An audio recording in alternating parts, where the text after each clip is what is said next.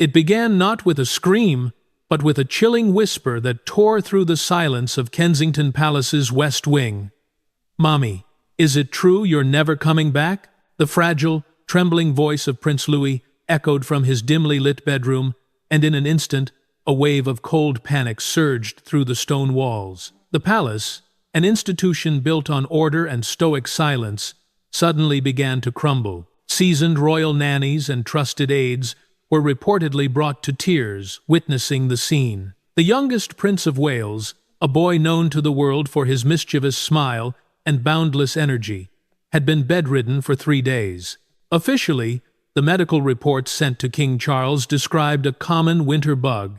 But deep down, every single person standing in that room knew the terrifying truth. This was not physical. This was a spiritual collapse. Louis refused to eat. He refused to sleep. Most heartbreaking of all, he refused to let go of an old, worn-out teddy bear that Princess Catherine had hand-stitched for him years ago. His eyes, wide and feverish, stared blankly at the ornate ceiling, as if searching for a familiar face, or worse, as if he were seeing something no one else could see. He kept repeating that question. An anonymous royal nurse, who was on the night shift during those critical hours, later revealed. He wasn't asking where his mother was. He was asking why. That woman told him she was gone forever. That was the moment we realized this situation had spiraled far beyond medical control. Princess Catherine's absence had stretched into weeks. To the public, Buckingham Palace issued brief clinical statements. The princess is recovering. She requests privacy. But that silence was a double-edged sword. While the world speculated, a tragedy was unfolding inside. Louis, arguably the most sensitive of William and Kate's children, seemed to have absorbed the cruelty of this separation with a terrifying intuition. As the night deepened, Louis's fever spiked dangerously. The best royal physicians were summoned, but their medicine seemed useless. His heart rate was erratic, his breathing shallow. But what terrified the doctors wasn't his vitals, it was his delirium. He began to whisper about dark shadows, about locked doors, and about a grandma standing in the corner, weeping. The panic reached its breaking point when Prince William, a father pushed to the brink of exhaustion, stormed into his son's room. He had just returned from a mandatory engagement, forcing a smile for the cameras while his world burned. Seeing his youngest son fading, calling out for a mother he couldn't reach, shattered the prince's royal composure. William fell to his knees beside the bed, gripping Louis's cold, small hand. But Louis didn't seem to recognize his father. His gaze pierced through William, staring at the empty space behind him, and he whispered words that froze the blood of everyone present. "Papa, tell her to go away. She's lying." She said, "Mommy is locked up." The sentence hit the room like a physical blow. Who was she? Who had access to the prince while Kate was banished? And who was cruel enough to plant the idea in a 6-year-old's mind that his mother was imprisoned forever? Suspicion began to dart around the room. Staff members exchanged fearful glances. They knew the unspoken rule: never question the senior royals. But Louis's life was on the line, and a dark truth was leaking through the delirium of a child. Kensington Palace did not sleep that night. Emergency calls were made on encrypted lines. Secret files were opened. And William, his eyes red with a mix of fury and grief, stood up. He knew the time for protocol was over. This was a father fighting to reclaim his family from the hands of power-hungry manipulators. But what William didn't know was that beneath Louis's pillow, a crucial piece of evidence lay waiting. A small, crumpled piece of paper that held the power to topple a reign and unmask the villain hiding in the shadows. The storm had just begun, and Louis's whisper was the thunder rolling in before the strike. William's hands trembled as he unfolded the piece of paper he had pulled from beneath Prince Louis's damp pillow. It wasn't an official document, nor was it a sealed royal decree. It was a page torn from a coloring book, the edges jagged, the paper wrinkled from being clutched by small, sweaty hands. On the back, scrawled in the unsteady, block letters of a 6-year-old using a blue marker, were words that would soon shatter the fragile peace of the House of Windsor. The lady said, "Mommy is not coming back. She said, "I have to be good, or she won't like me either." The Prince of Wales stared at the note, his breath catching in his throat. The room seemed to spin. This wasn't just a child's nightmare.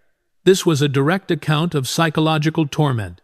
The lady, in the isolated world of the royal nursery, that term was rarely used for staff.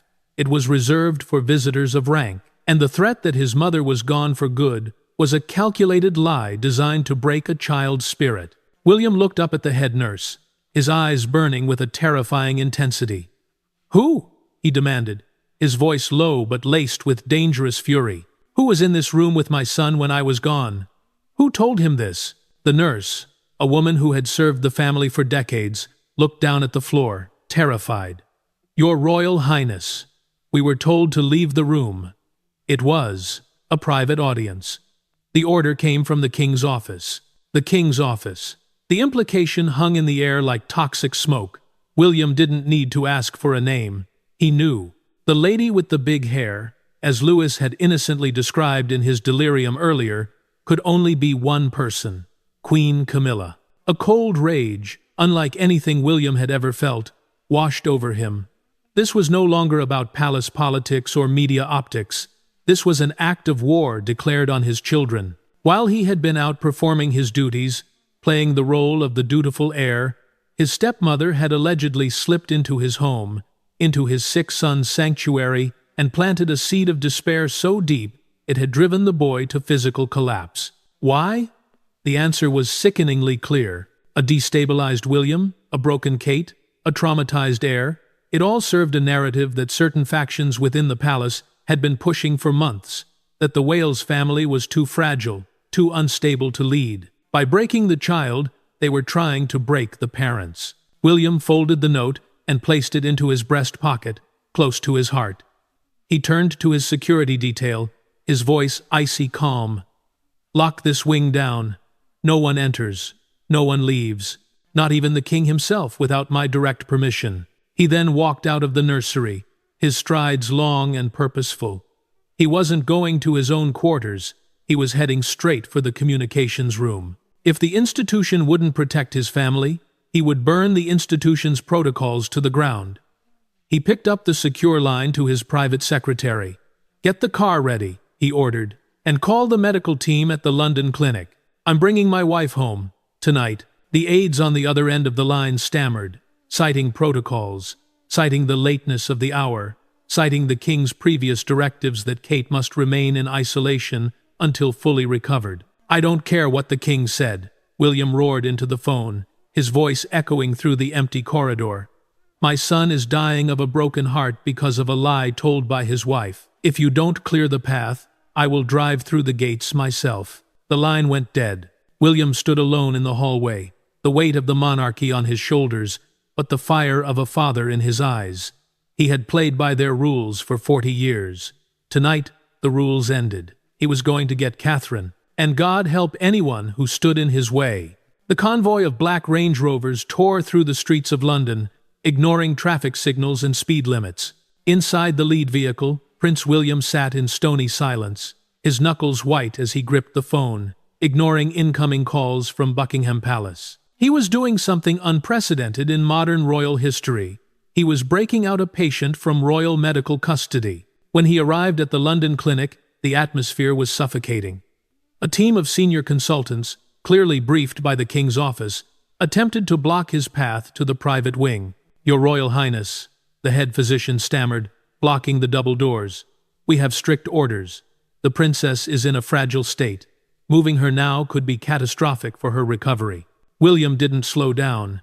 He stepped into the physician's personal space, his stature imposing, his eyes blazing with a terrifying resolve. "The only catastrophe," William said, his voice low and dangerous, "is what will happen to this hospital if you keep a mother from her dying son for one more second.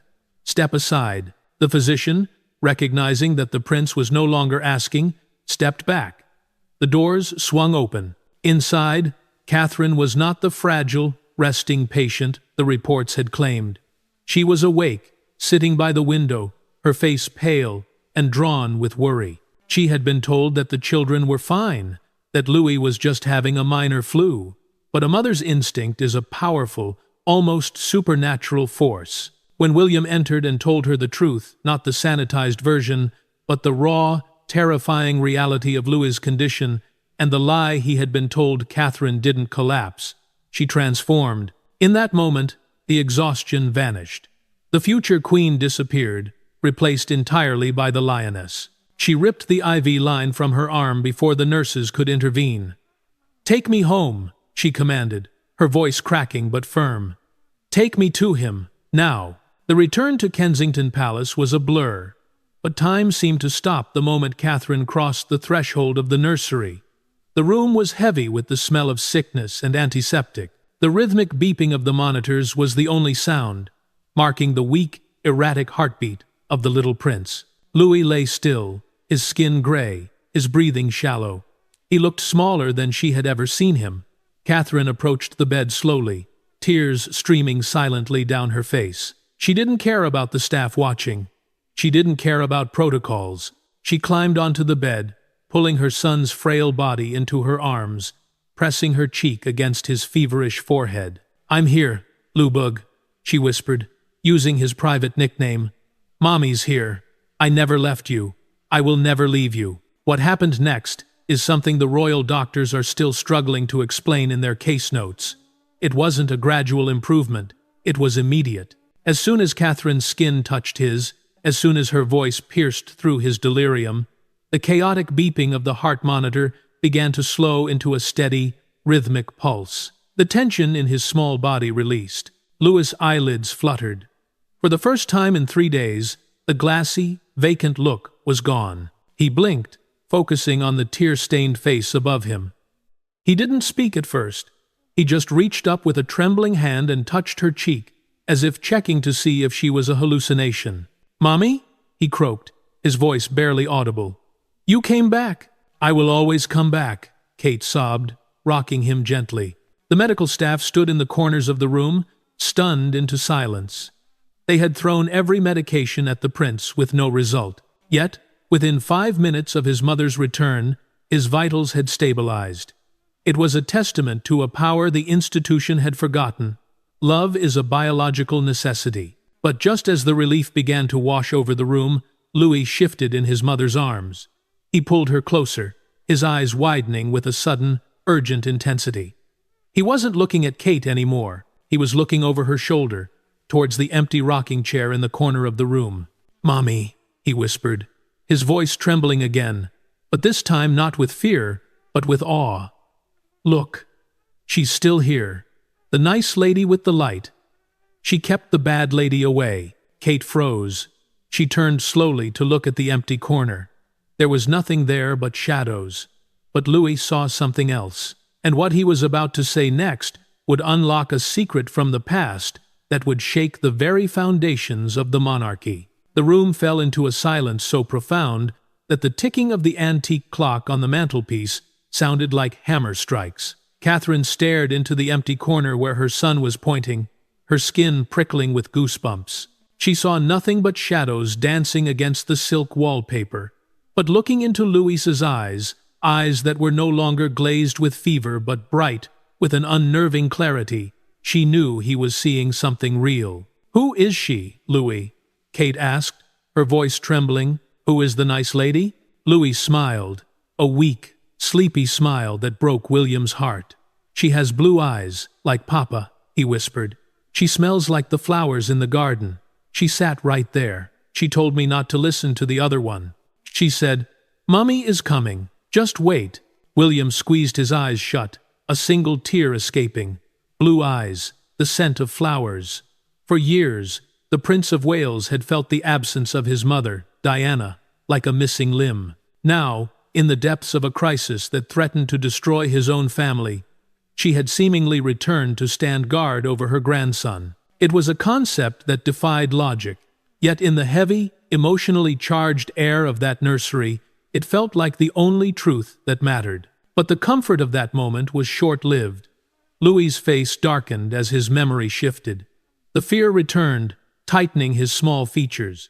"But the other lady," he murmured, gripping Kate's hand until his knuckles turned white. "The one with the big hair and the loud voice. She made the nice lady go away. William leaned in, his jaw set in a line of granite. What did she say to you, Louis? You have to tell Papa. Everything. Louis took a shaky breath. She came in when the nurses left. She stood over the bed. She looked scary. She said, you and Mummy were tired of me being sick. She said if I went to sleep for a long, long time, everyone would be happier. She said Mummy was locked in a tower, and she threw away the key. The brutality of the words hung in the air like poison. This wasn't just neglect. This was psychological torture. Someone had deliberately entered the room of a sick, vulnerable child and whispered thoughts of death and abandonment into his ear. It was an attempt to induce a failure to thrive, a medical condition where a child simply gives up on living due to emotional distress. Kate let out a sound that was half sob, half growl. She pulled Louis into her chest, shielding him from the invisible monsters. But William stood up. The grief on his face had evaporated, replaced by a cold, terrifying clarity. He walked over to the security panel by the door and ripped the visitor log from its holder. He flipped through the pages, scanning the entries for the last 3 days. Nurse, doctor, nurse, cleaner, nurse, and then he saw it. There were gaps, periods of time, specifically during the late evenings, where the logs had been redacted.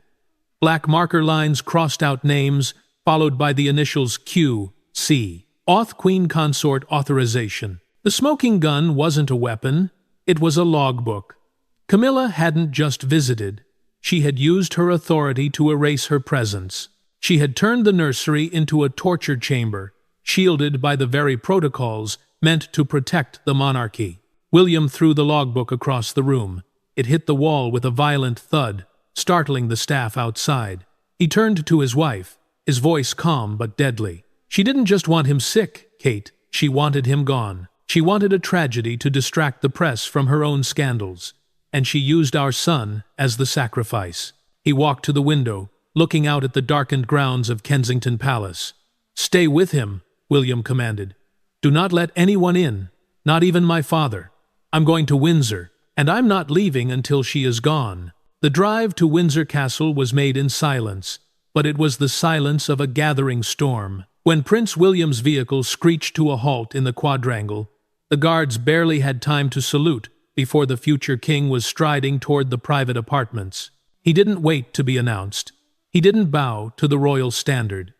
Tonight, the hierarchy was irrelevant. Inside the king's private drawing room, Charles and Camilla were reportedly finishing a late supper. The mood was calm, almost domestic, a stark, sickening contrast to the life and death struggle happening just 20 miles away at Kensington. When the heavy oak doors burst open, shattering against the walls, King Charles stood up in shock, spilling his tea. William? Charles stammered, looking at his son's disheveled appearance and the wild, dangerous look in his eyes. We were told you were at the hospital. How is the boy? William didn't answer his father. His eyes were locked on Camilla, who sat frozen in her armchair, her face draining of color. She knew, the moment she saw the look on William's face, she knew the game was over. You, William spat the word like a curse. He walked across the room and slammed the redacted visitor log onto the antique coffee table, shattering a porcelain saucer. You thought you could erase your tracks with a black marker? You thought because you wear a crown, you are invisible? William, control yourself, Charles barked, his voice trembling with a mix of confusion and indignation. How dare you burst in here and accuse the Queen? She is no queen, William roared, his voice shaking the room. A queen protects the lineage. She tried to end it. He reached into his pocket and pulled out the crumpled note, the piece of paper that carried the tear-stained truth of a 6-year-old boy. He didn't hand it to Camilla. He shoved it into his father's chest. Read it. Read what your wife whispered to your grandson while he was lying on his deathbed. Charles looked down.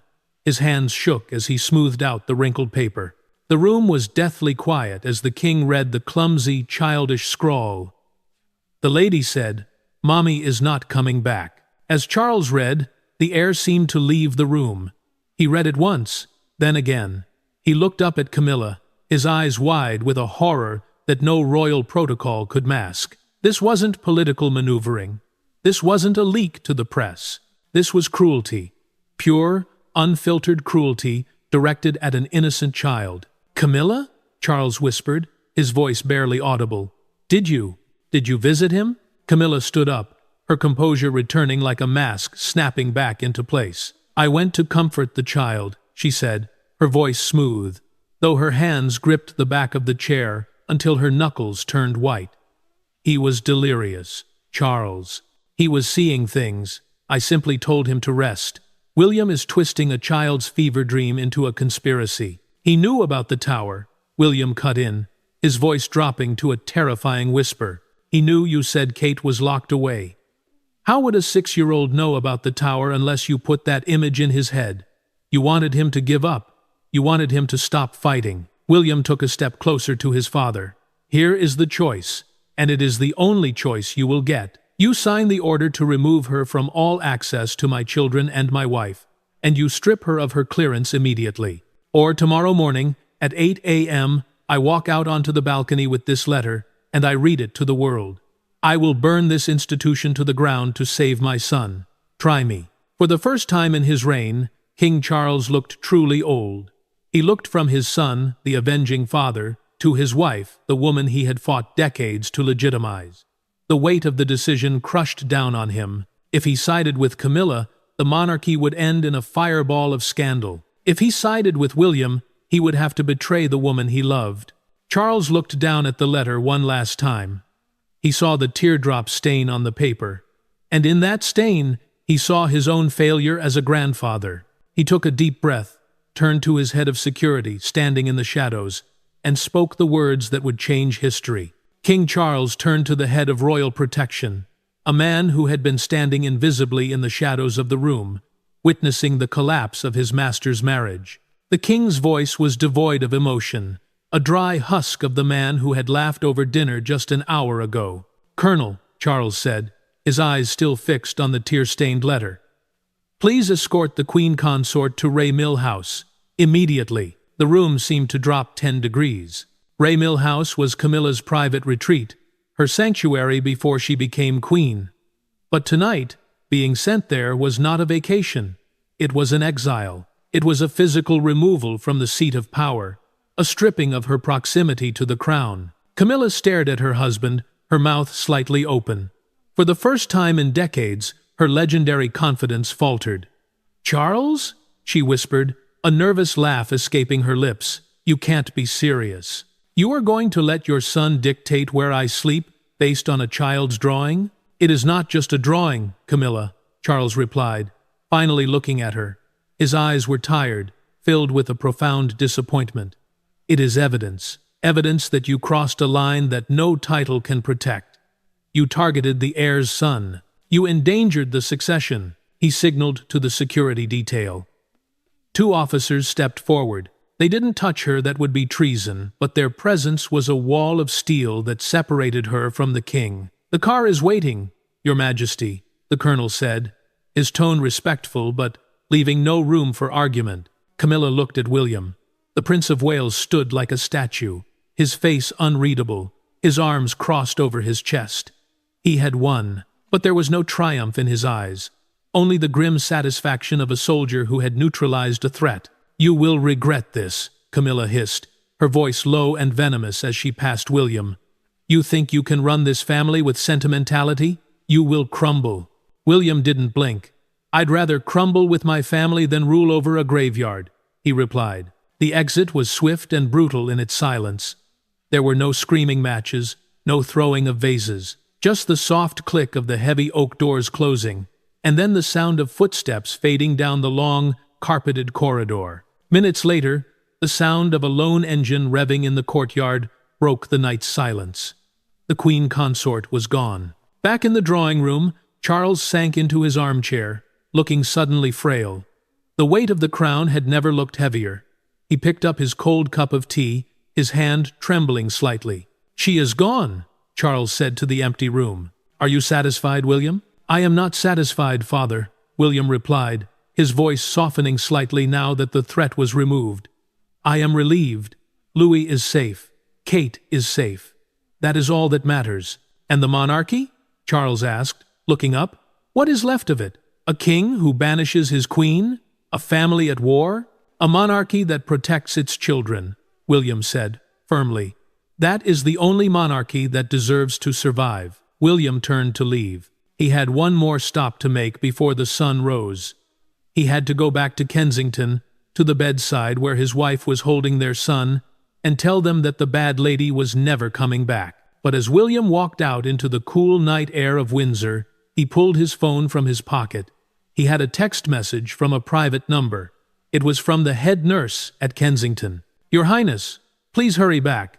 Prince Louis is awake. He says the lady in the light gave him a message for you. I.B. sighed. The sun had not yet risen over London when Prince William's car pulled back into the gates of Kensington Palace. The air felt different. The suffocating weight that had hung over the residence for weeks seemed to have lifted, replaced by a fragile, morning stillness. As William hurried toward the nursery, he found the room bathed in the soft glow of a single bedside lamp. Catherine was still there, sitting on the edge of the bed, her hand intertwined with Louis's. Louis was sitting up, propped against the pillows.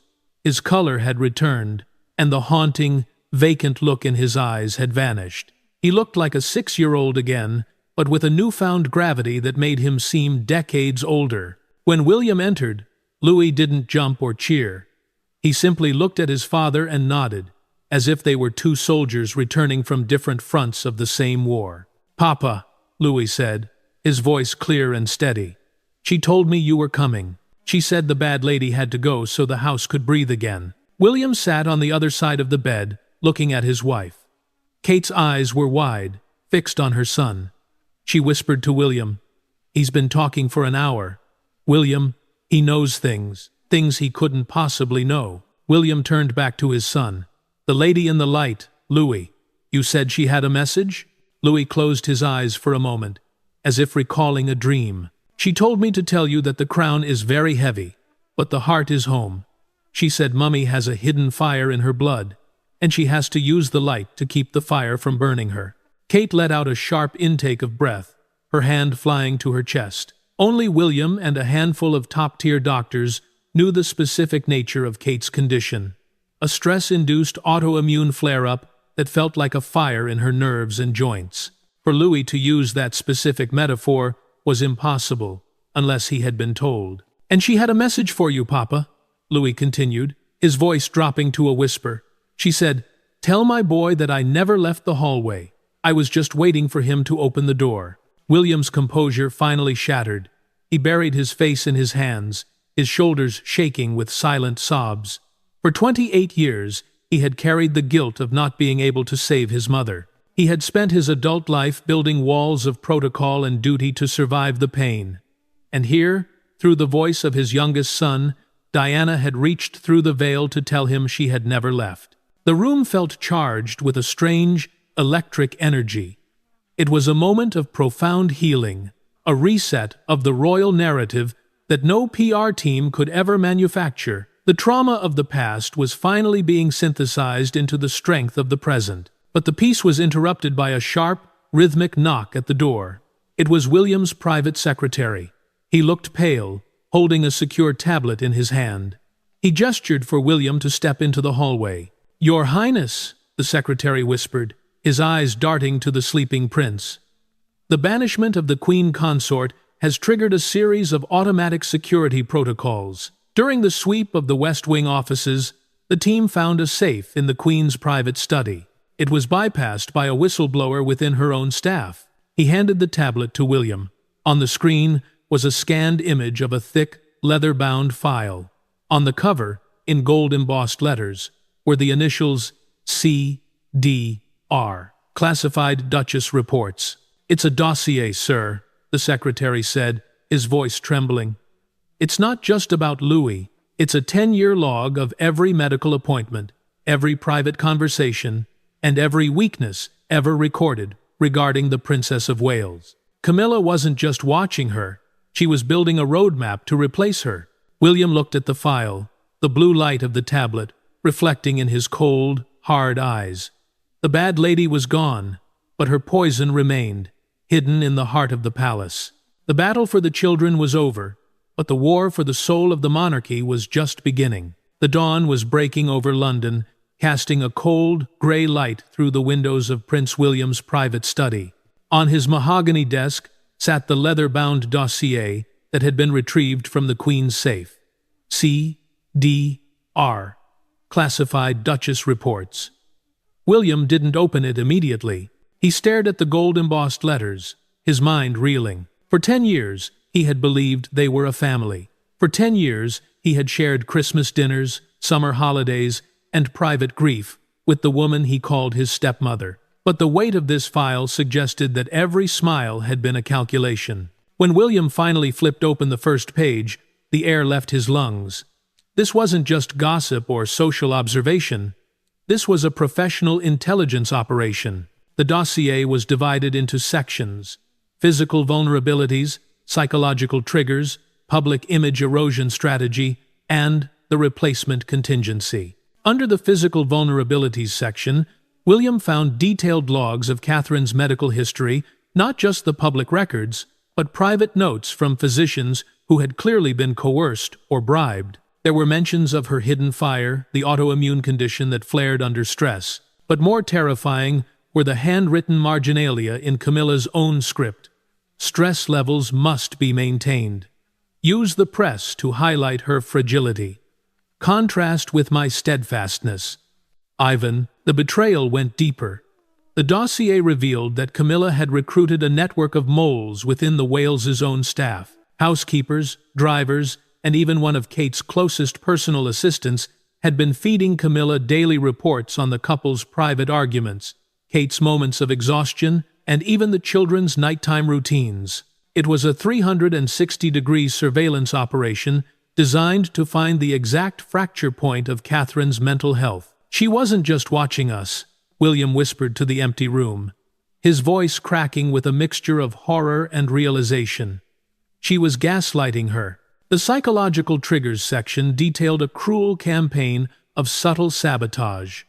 Camilla had allegedly arranged for specific negative news stories to be printed on days she knew Kate was physically weak. She had instructed staff to lose important documents or misremember schedule changes to make Catherine feel as though she was losing her mind, a classic psychological tactic known as gaslighting. But the final section, the replacement contingency, was the most chilling. It was a roadmap for a monarchy without Catherine. It detailed which aristocrats would take over Kate's high-profile patronages, how the public would be conditioned to accept a new female figurehead, and most devastatingly, a plan to send the children to a boarding school far from London, effectively severing their bond with their mother's influence. The goal was clear. Camilla wanted Catherine out, not through a scandal, but through a total psychological and physical breakdown. And Louis's illness had provided the perfect opportunity for the final blow. By isolating the child and telling him his mother was gone, Camilla had hoped to trigger a fatal collapse in Catherine's spirit, making her unfit for the crown in the eyes of the king and the public. William closed the file. His hands were no longer shaking. They were cold and steady. The bad lady Louis had seen in his delirium wasn't just a visitor. She was a predator who had been hunting his wife for a decade. He looked at the clock. It was 6 a.m. In 2 hours, the palace would wake up. The press office would begin its daily spin. But William had a different plan. He reached for his phone and made a call to a number he had never used before. A direct line to the head of the Secret Intelligence Service, MI6. "This is the Prince of Wales," William said, his voice echoing with the authority of a king. "I have a national security threat inside the royal household, and I need a full forensic team at Kensington. Now." The war was no longer about a mother and a son.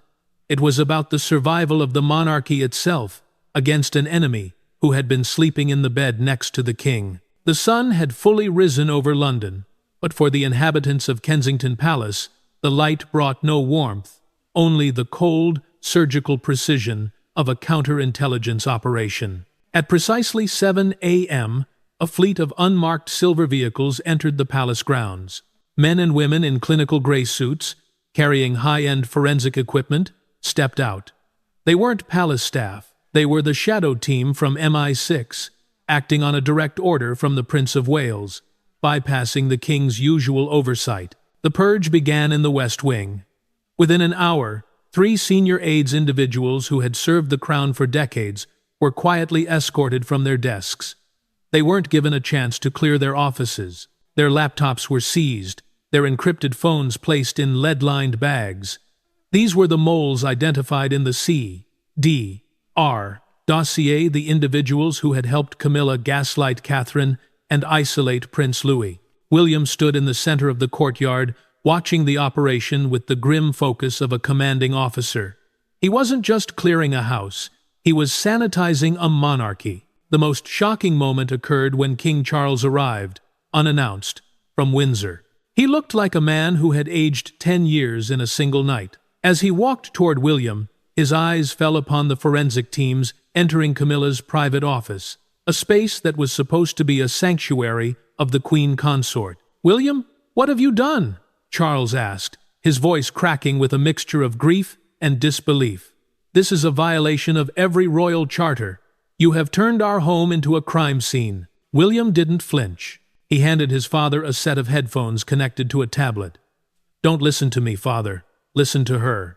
On the screen was a recording retrieved from a secure server just minutes earlier. It was a bugged conversation from Camilla's private sitting room, recorded by a whistleblower. The voice was unmistakable, Camilla's cold, calculated tone. She was speaking to a high-ranking editor of a major tabloid. "The boy's illness is a gift," the voice on the recording said. "Keep the narrative focused on Kate's mental instability. If she can't even soothe her own son, the public will realize she isn't fit to be queen. We need to prepare the transition. Charles needs a partner who is steadfast, not a girl who collapses at the first sign of pressure." King Charles stumbled back, his face turning a sickly shade of gray. The betrayal was no longer a theory. It was an audible, undeniable reality. The woman he had spent a lifetime defending, the woman for whom he had sacrificed his popularity and nearly his crown, had been actively plotting to destroy his son's family from within. She hadn't just targeted Kate. She had weaponized the suffering of his grandson to further her own standing. "She wanted to be the steady hand," William said, his voice dropping to a low, vibratory growl.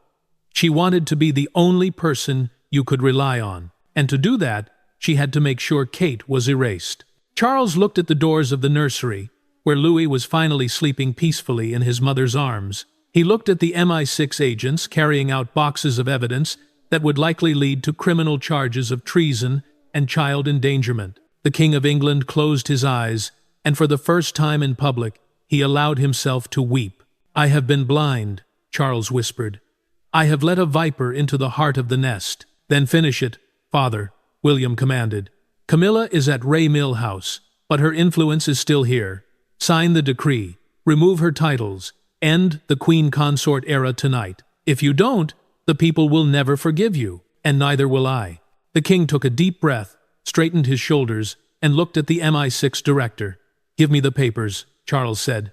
"The era of secrecy ends today." But even as the pens were being readied for the final signatures, a new alarm was raised. A frantic aide ran out of the communications hub. "Your Highness! The Queen Consort's private security detail. They've gone dark at Ray Mill House. And the classified Duchess reports. A digital copy was just uploaded to an offshore server.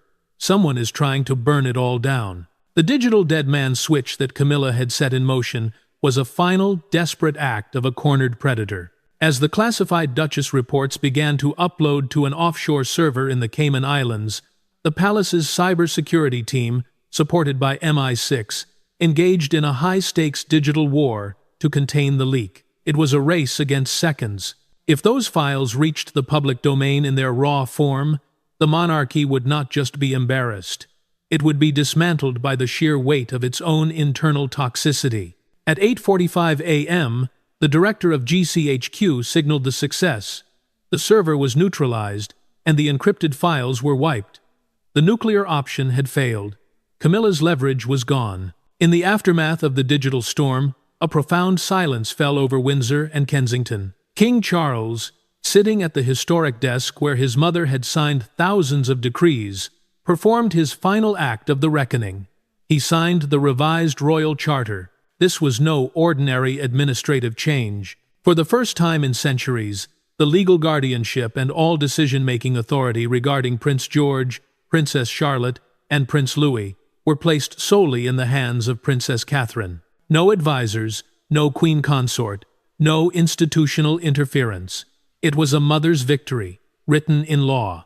By noon, the official announcement was made. It was sanitized for the public, citing the queen consort's desire for private reflection and a permanent withdrawal from public life due to health and family priorities.